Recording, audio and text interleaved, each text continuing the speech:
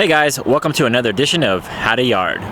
This one I'm really excited about. This right here is a 2007 RDX. The Acura RDX is a 2.3 liter turbocharged engine from the factory. Well, there it is. This is what it looks like under the hood, all covered up. You know, that's what most engine manufacturers are doing now, but dang, doesn't that look cool. But by the looks of it, it doesn't look like much of the engine took damage. The turbocharger sits in the back of the engine on this one, and I'm looking right here into the radiator area, and it doesn't look like the intake manifold took some hit either. The valve cover does look a little different than your standard K series. You can see here that the oil filter is off to the side. So that means the valve cover is specific to this. You know, it's kind of cool. Will this bolt on other K series platforms? I don't know. Now, one of the questions could be, will this K series platform even bolt onto our front wheel drive transmissions, or maybe even our all wheel drive transmissions? You know what? I don't know. I haven't had one of these yet, but I'm not going to waste any time trying to figure out. I have the opportunity to get this, and I'm going to. So I'm sure some of you have done this before and know where to start, but I don't. And so I think what we're going to do is start on the bottom like I normally do. That way, once I start working on top, I don't have any coolant or anything that's going to leak on me. I'm sure there's going to be something I'm going to forget or discover something that would have been easier to do, but that's what comes with practice. You know, looking at the interior, these people took good care of this. Remember, this is a 07 and it's in pretty good shape. We got an oil change sticker up there. It reads 148,000 on it, and it looks like their oil change wasn't too long ago. Their next oil change was scheduled for September of this year, so that's cool. Some other salvage yard professionals had given me some tips about checking to see how well the engine was taken care of, and that would be by looking at the oil dipstick, and it looks so clean. Also, they would tell you if there was some blow-by, because there would be some carbon buildup on the end of this. Looking under here, this vehicle was an all-wheel drive. It would be so cool if this was a manual transmission. I couldn't even tell you if these were available in a manual, but I don't think we're going to take this transmission just because I don't know anybody that's looking for this one. Check this out. Look at the oil filter on the K23. That's different, and where the motor mount is here, that's like that on newer Civics. And now we're looking for the turbo sitting up there somewhere. I mean, I could even barely see it off camera, but I think once we get the engine out, we'll be able to see a little closer. So if I'm going to remove the subframe, I'm looking right away.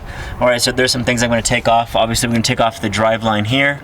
It looks like there's 4 big 12mm bolts here. Actually, those look like 14s, as a matter of fact. But I'm also looking at the power steering rack. Okay, so it looks like it's attached to the subframe, which means it's going to drop down with the subframe. That also means we're going to have to go inside the car to disconnect it from the steering wheel. Sorry, I meant to say steering column. That could be an issue if the steering wheel is locked and there is not a key in the ignition. This door is jammed up in here, so I think I might have to do that off camera. I'll find out. If the steering wheel is locked, that could make for some serious fun.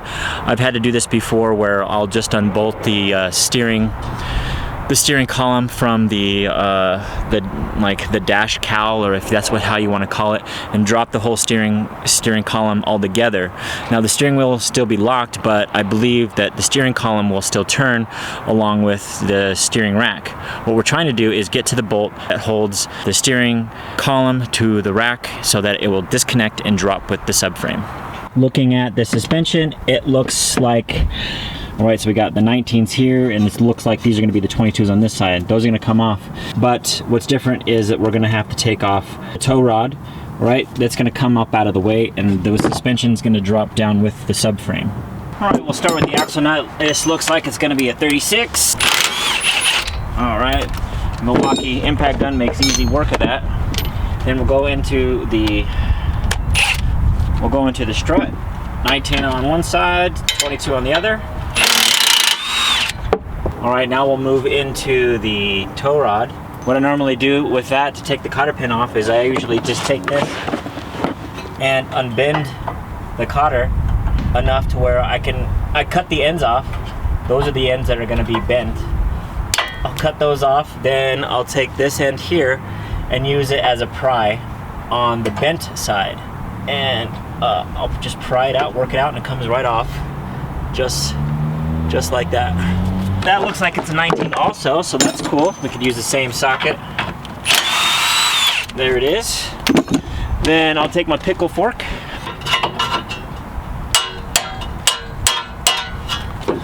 All right, so we have ABS that's still attached to this. Maybe we'll keep this for the next guy, so I'll unbolt it. It's a 10 millimeter back here on the back side. And then looks like I could just take this 12 millimeter off of here. This is our brake line, and set it to the side.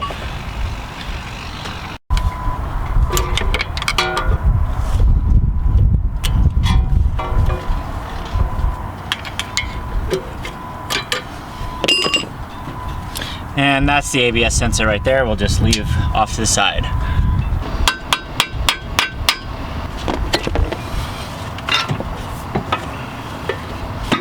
The next fun part is figuring out how we're gonna get the steering rack off of the steering column. I looked in the car, I looked in the glove box, I looked in the ignition, of course, and around the car, looking for a key. I don't see one anywhere in sight. Uh-oh. Looks like someone left their garage door open. Hopefully their information's not inside the car, otherwise someone can get into their house. There is a plastic deal right behind the gas pedal. You can see the label of it right there. We'll peel that back and we'll see where the bolt is located on this. If it's facing towards us, we're in luck. If it's not, we're gonna get creative. Well, look at that. Do you see where the bolt is? Yeah, it's facing the complete opposite direction. We are gonna have fun on this one. So now we have to figure out how to get the steering column down. We haven't done this before. It looks like it's gonna be easier if we just take the seat out, so I might do that right now. But look, it's power. Oh geez. And the bolts are kind of far back behind there too, so that's gonna make some fun. Hopefully we can get into the back door. All right, so getting to the back seat wasn't too bad, and getting to the bolts to hold it on, pretty easy. It was literally that easy. You can see my fingerprints on it from the first time, but look at that. I just tucked underneath here, and there they are. And there's 4 bolts. We're hoping that the front is the same.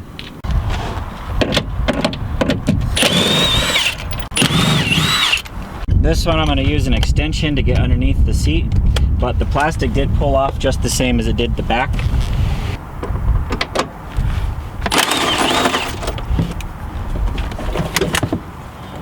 As I was taking a closer look, you know, it would maybe make sense that maybe this would want to come off, but it looks like it's all part of the lower dash.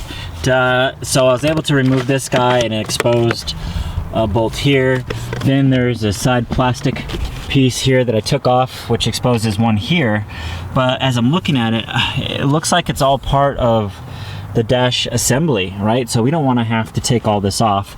And I'm sure a service manual would show us how to do this.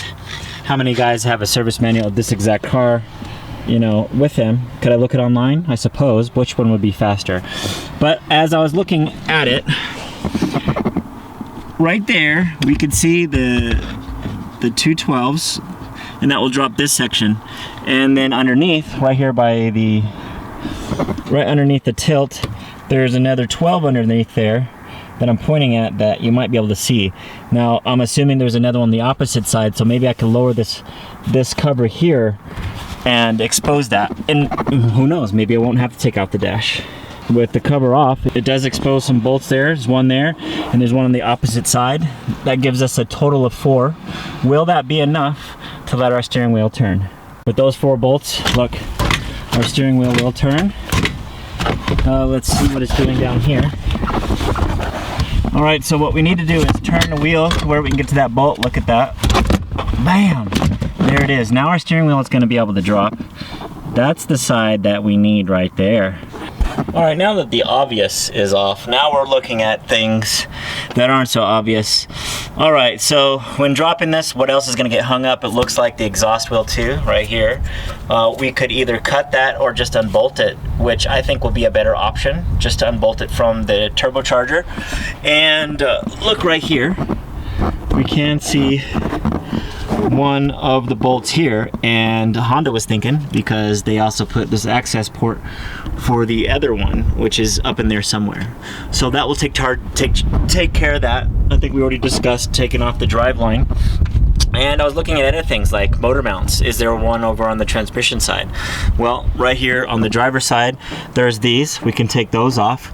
That might loosen the motor from it. But then I was looking over here at the steering rack. The steering rack looks like it has its own aluminum mount also, which I can see some bolts here for. Does that mean the rack could have stayed in in the car? I don't know. But I see some more mounts for it over here, so I'm just gonna do those also. Do those, do everything else, and just see what happens. I didn't see any other motor mounts attached to it, so we have this one on this corner, and then we're gonna have each one on both 4 corners.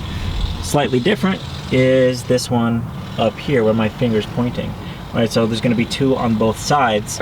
On some of the K-Series, like Accords, you know, they'll have mounts attached to either the block or the transmission somewhere else, and one up on the front of the motor, which I don't see anything. All right, so like our RSXs or EP3s will have a mount over here, but I don't see one in place at all.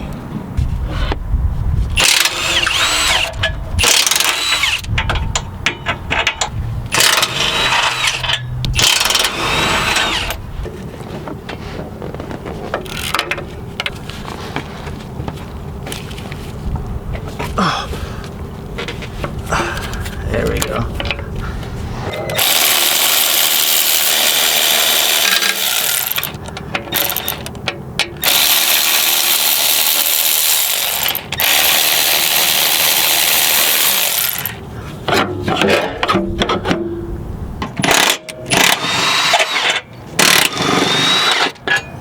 I pretty much got everything from the back side of the subframe. That's usually how I work.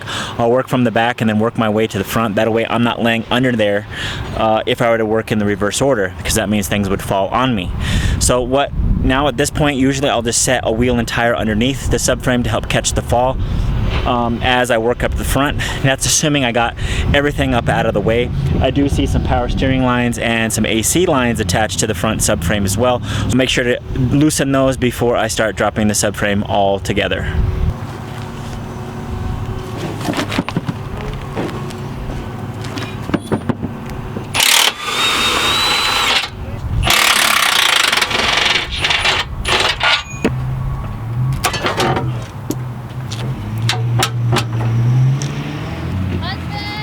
Wife! Alright, yep, we did forget something. I figured we would. And there it is.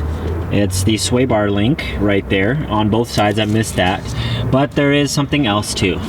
Over here on the passenger side, we can see that the drive line is hanging up there. The drive line is holding up the sway bar also. Once I get the links off, we'll see how much finagling I'll have to do to get that unhooked over there. There we go.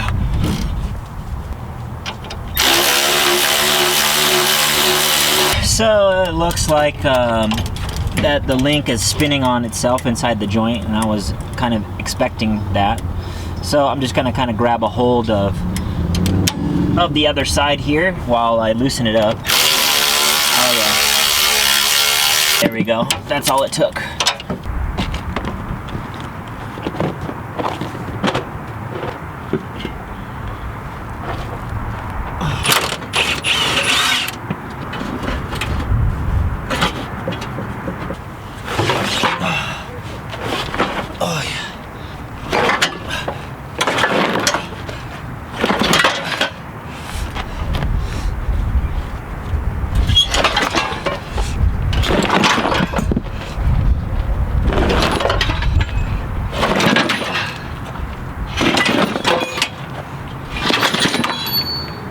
Alright, now with the subframe out of the way, now we can work our way up on top. So I think what I'm going to do is work on this area here.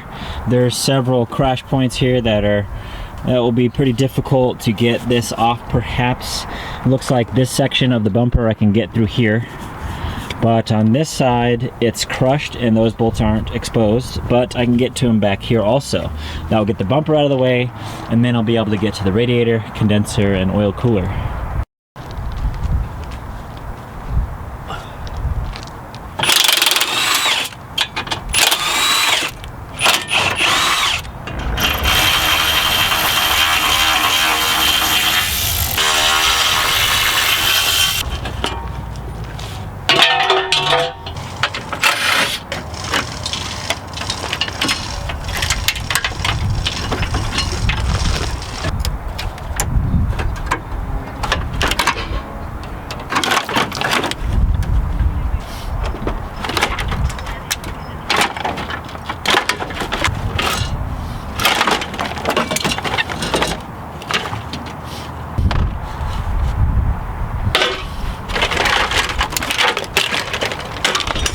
Okay, there's the front of it. It doesn't look like anything really got damaged. Uh-oh, just kidding. Looks like it's going to be for the brake booster if I had to guess. Transmission dipstick looks like it got dented, but we're not taking that anyways. Looks like this can still come off out of the way. Oh, looks like power steering took a hit there. I don't know that I'm too worried about that, but it looks like it'll be part of our accessories because I believe we bought everything off of this.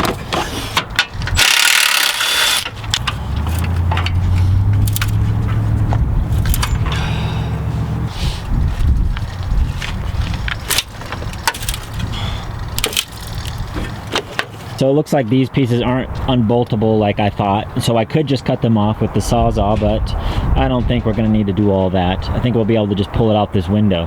Now, I did take some stuff that was kind of crowded around here, and I would have showed you how to take off the airbox, but the airbox fell out in pieces and I just moved them out of the way.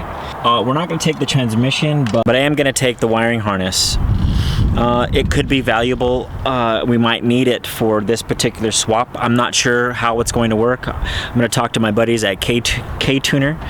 They work with these K-Series platforms quite often, and they do a lot of OEM stuff. I wouldn't be surprised if they have a reflash program for something like this. Maybe even I can get a K-Tuner to operate with this engine. I'm not sure yet, but we may need the ECU and we may need the wiring harness, so I got to keep that intact. So I'm going to unplug what I can. It looks like just the side motor mounts is the only thing that I have left. That's this guy over here and what you see over here. You see the engine's rocking pretty good here.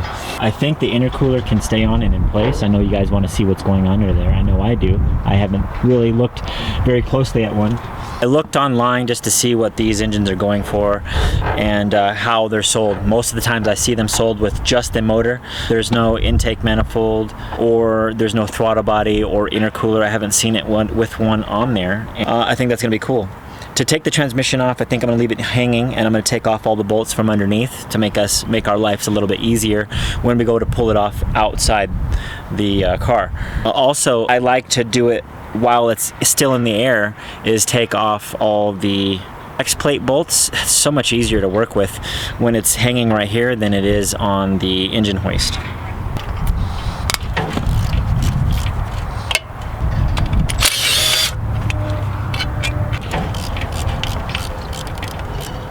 I won't be taking the starter with me because I'm hoping that it matches the rest of the K-Series starters. I'm hoping that the block will work with other K-Series transmissions. If the engine doesn't work with K-Series transmissions, then, because of course if this block doesn't bolt to other K-Series transmissions, then buying something a little extra like the starter will be just wasted money. So because I'm buying this on whim and I have no idea if I'm gonna even be able to use it, I wanna save as much as possible, but get as much stuff as I can. So the motor could be something that somebody who has one of these cars needs. One thing I did notice, unlike other K-Series, they have a short bolt here. Normally this bolt is super long. So that makes me suspect already that maybe this starter is specific to this transmission, and this block might not work with other K-Series platforms.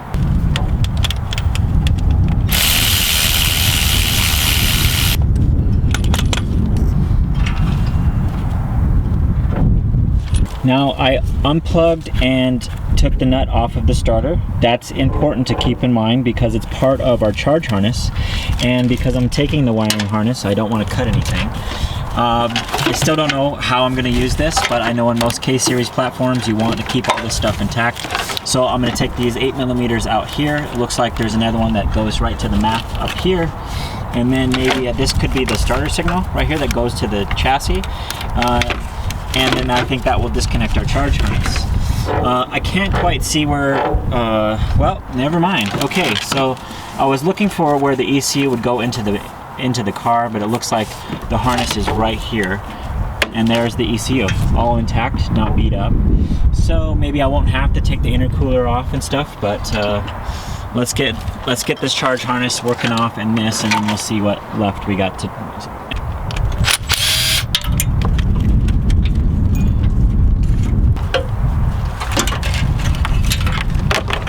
Looks like we could just keep the wiring harness attached to the ECU and then lay it over the top of the motor. And then maybe we could disconnect what goes to the chassis, what communicates with it. And it looks like it's only this plug here. And looks like there's only some 10mm that hold it in place.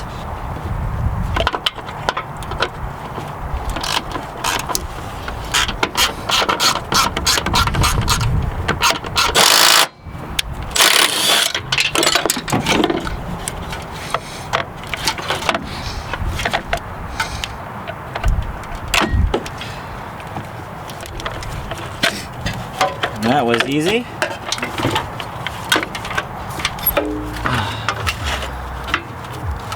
Okay, and it looks like that's what connected the rest of the chassis. All right, we got our battery box removed out of the way, and then that exposes what else is left here.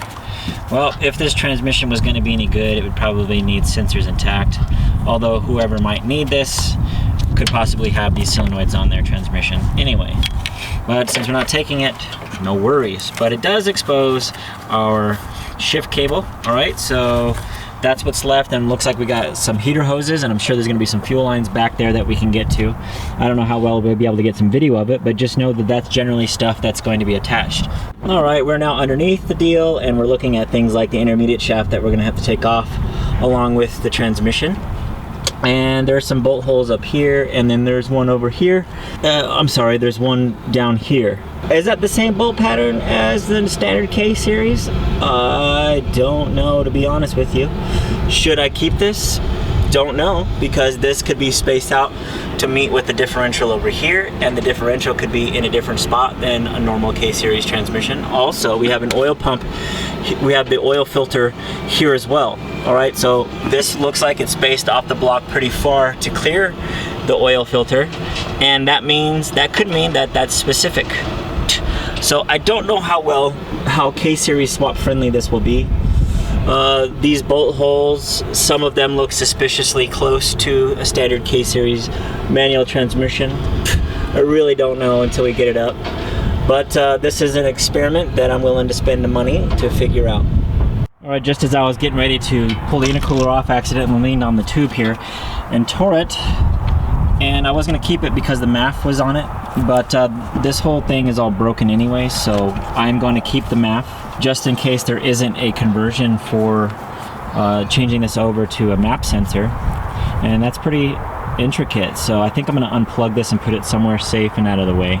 So we're trying to remove the intercooler. I see a bolt here, and there's two on the back side that I could see. I also noticed that it looks like there's a second MAP sensor. There's one here on the intake manifold, but then there's one also on the intercooler.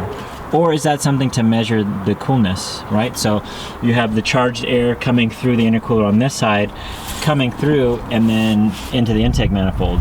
Does that measure the temperature, or is it measuring how much boost is getting through here? I don't know, but that's just something cool I noticed. I did abort the idea of taking off the intercooler. There was just so much involved. We got integrated EGR, which has all kinds of sensors, and there's a lot of things I can't even get to. The intercooler plumbs into the back of the turbo, which I can't even reach or see, and we're running out of time. So we got the belt on, and it doesn't look like it interferes too much, and if I rotate the engine back this way enough, it might clear it all together, or maybe this way, maybe head it backwards. One of the two.